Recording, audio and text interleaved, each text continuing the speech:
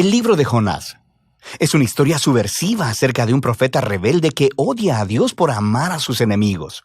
Jonás es único entre los profetas del Antiguo Testamento porque estos son usualmente una colección de las palabras de Dios habladas a través del profeta. Pero este libro en realidad no se enfoca en las palabras del profeta. Más bien, es una historia acerca de un profeta realmente malo y desagradable. Jonás aparece solo en otra ocasión en el Antiguo Testamento, durante el reinado de Jeroboam II, uno de los peores reyes de Israel. Y Jonás profetizó a su favor, prometiéndole que ganaría una batalla y tendría de vuelta todo su territorio en la frontera norte de Israel. Ahora, es importante saber que el profeta Amós también confrontó a Jeroboam y a través de él, Dios específicamente revirtió la profecía de Jonás, prometiendo que Jeroboam perdería esos mismos territorios porque era muy malvado. Así que antes de siquiera iniciar la historia, sospechamos del carácter de Jonás. El libro de Jonás tiene un diseño hermoso, con toda su simetría y emparejamiento literario. Así que tienes los capítulos 1 y 3 contando la historia del encuentro de Jonás con personas que no son israelitas. Primero con unos marineros y luego con los odiados enemigos de Jonás, los ninivitas. Y cada parte ofrece un contraste cómico entre el egoísmo de Jonás y la humildad y arrepentimiento de los paganos. Los capítulos 2 y 4 contienen las oraciones de Jonás. Una es una oración de arrepentimiento o algo así, y la otra es una oración en la que Jonás reprocha a Dios por ser demasiado bueno. Este cuidadoso diseño del libro es acompañado por un estilo narrativo realmente único. La historia está llena de personajes estereotipados que irónicamente hacen exactamente lo contrario de lo que piensas que harán. Tienes al profeta, el hombre de Dios, que se revela y odia a su propio Dios. Tienes a los marineros, que se supone son muy inmorales, pero en realidad tienen corazones blandos y arrepentidos y se vuelven a Dios en humildad. Tienes al rey del imperio más poderoso y sanguinario del planeta, y él se humilla delante de Dios por un sermón de 5 palabras de Jonás, y hasta las vacas del rey se arrepienten. Esta clase de historia encaja con lo que hoy llamaríamos una sátira. Estas son historias sobre figuras bien conocidas que son colocadas en circunstancias extremas y utilizan el humor y la ironía para criticar su estupidez y defectos de carácter. Profundicemos y veremos cómo todas las piezas encajan juntas. La historia inicia con Dios comisionando a Jonás para ir a predicar contra la maldad y la injusticia en Nínive, la ciudad capital del imperio asirio, el amargo enemigo de Israel. Pero en lugar de ir al este, a Nínive, Jonás se va en la dirección opuesta, encontrando un barco que va lo más al oeste que se pueda, a Tarsis. Ahora, la gran pregunta aquí es, ¿por qué? ¿Por qué huye Jonás? ¿Tiene miedo? ¿Le caen mal los ninivitas? Todavía no se nos dice. Así que el hombre de Dios intenta huir de Dios y aborda un barco lleno de marineros paganos. Entra en la nave y se queda dormido. Así que Dios envía una gran tormenta para despertar a su profeta, mientras, irónicamente, los sinceros marineros están completamente despiertos a todo lo que está sucediendo. Ellos pueden discernir que un poder divino está obrando aquí. Ellos echan suertes y descubren que Jonás es el culpable. Así que le piden que se explique, y Jonás escupe un montón de habladurías religiosas. Él dice, sí, soy hebreo y adoro al Señor, al Dios que hizo el mar y la tierra. Es una broma, ¿verdad? Dios hizo el mar y la tierra, claro que sí. ¿Y Jonás es tan tonto como para huir de este Dios subiéndose a un barco? Y cuando los marineros le preguntaron a Jonás qué es lo que deberían hacer, él les dice, mátenme lanzándome por la borda. Lo que parece muy noble al principio, hasta que te das cuenta que esto podría ser lo más egoísta que ha hecho hasta ahora. Quiero decir, ¿qué mejor forma de evitar ir a Nínive? Así que pone su sangre en las manos de estos marineros inocentes al tratar de obligarlos a matarlo. Y ellos se resisten, por supuesto, y se arrepienten delante de Dios incluso mientras lo arrojan. La tormenta se apacigua y ellos terminan temiendo al Dios de Israel. Y a diferencia de Jonás, ellos realmente adoran a Dios. Pero Dios frustra los planes de Jonás para escapar de Nínive.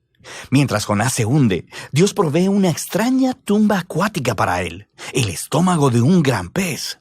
Ahora, por supuesto, en circunstancias normales esto sería la muerte segura, Pero en esta historia todo está de cabeza. Así que la muerte submarina de Jonás se convierte en su camino de vuelta a la vida. Atrapado en el estómago de esta bestia, Jonás eleva una oración donde técnicamente nunca dice que lo siente, pero sí agradece a Dios por no abandonarlo y promete que obedecerá a Dios a partir de ese momento, no importa lo que pase. Y la respuesta de Dios es algo cómica. La ballena vomita a Jonás en la tierra seca. Así que una vez más, Dios envía a Jonás a predicar en Nínive y Jonás obedece. Se nos dice que Nínive era una ciudad gigantesca. Tomaría varios días caminar a través de ella. Así que Jonás tiene solo un día y aquí está su mensaje. En 40 días, Nínive será arrasada. Esas son 5 palabras en hebreo.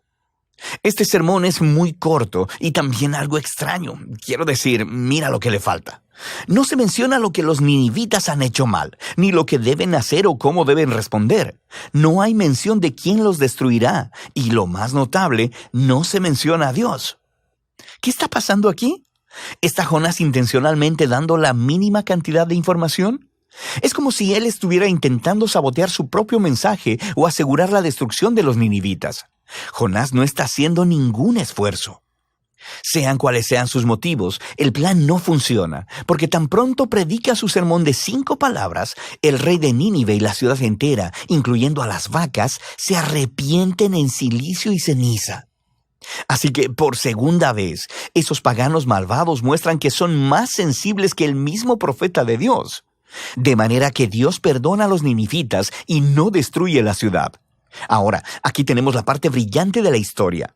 La última palabra del breve sermón de Jonás, arrasada, significa allanada, y puede referirse a una ciudad siendo arrasada o destruida como Sodoma y Gomorra, pero también puede usarse para referirse a algo siendo transformado, cambiado en su opuesto.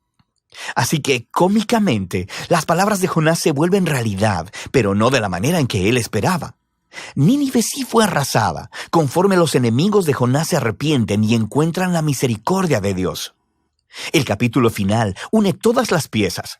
Jonás está completamente enojado y eleva su segunda oración. Primero le dice a Dios la razón por la que huyó en el capítulo 1. No fue porque tuviera miedo, más bien fue porque él sabía que Dios era muy misericordioso. Y esto es genial. Jonás cita la propia descripción de Dios de sí mismo del libro de Éxodo y se la echa en cara a Dios como un insulto. Él dice que sabía que Dios es compasivo y que encontraría alguna manera de perdonar a esos horribles ninivitas. Puedes oír el disgusto en la voz de Jonás. Después, Jonás interrumpe la conversación y ora porque Dios lo mate ahí mismo. Él prefiere morir antes que vivir con un Dios que perdona a sus enemigos. Afortunadamente para Jonás, Dios no accede y simplemente pregunta si el enojo de Jonás es justificado. Jonás ignora la pregunta y se va a las afueras de la ciudad a acampar en una colina cercana para esperar y ver qué sucedería. Ya sabes, puede ser que los ninivitas se arrepientan de haberse arrepentido y acaben rostizados después de todo. Lo que sucede después es muy extraño. Dios provee una planta para darle sombra a Jonás y eso lo pone bastante feliz. Pero luego, Dios envía un pequeño gusano para comerse la planta, así que Jonás pierde su sombra. Y luego, en el calor del sol, Jonás le pide a Dios una vez más que lo mate. Dios una vez más le pregunta a Jonás si su enojo tiene justificación, y Jonás ladra. ¡Claro que sí! ¡Solo déjame morir! Y esas son las últimas palabras de Jonás en la historia. Las últimas palabras de Dios son las que concluyen el libro. Él dice que el incidente con esta planta fue una manera de tratar de hacer entender a Jonás, ¿cierto? Jonás se preocupó y se puso sentimental por esta planta que solo disfrutó por un día. Y Dios le preguntó a Jonás, ¿no son los humanos un poco más valiosos que las plantas? Quiero decir, ¿no está bien que Dios pueda sentir la misma clase de emoción y preocupación por la ciudad de Nínive, que está llena de miles de personas quienes se han extraviado del camino y también por sus vacas? Y así es como termina el libro, con Dios pidiéndole a Jonás permiso de mostrar misericordia a sus enemigos. ¿Y cuál es la respuesta de Jonás? La historia no lo dice, porque ese no es el punto. El punto es que el libro quiere incomodarte. Y las preguntas de Dios en realidad son dirigidas a ti, el lector. ¿Te parece bien el hecho de que Dios ame a tu enemigo? Así que este libro pone un espejo frente al lector. En Jonás vemos aumentadas las peores partes de nuestro propio carácter que deberían generar humildad y gratitud porque Dios ama a sus enemigos y porque soporta al Jonás que hay en nosotros. Así que esta extraña historia se convierte en un mensaje de las buenas nuevas sobre la grandeza de la misericordia de Dios, lo cual debe retarnos hasta lo más profundo. Y ese es el libro de Jonás.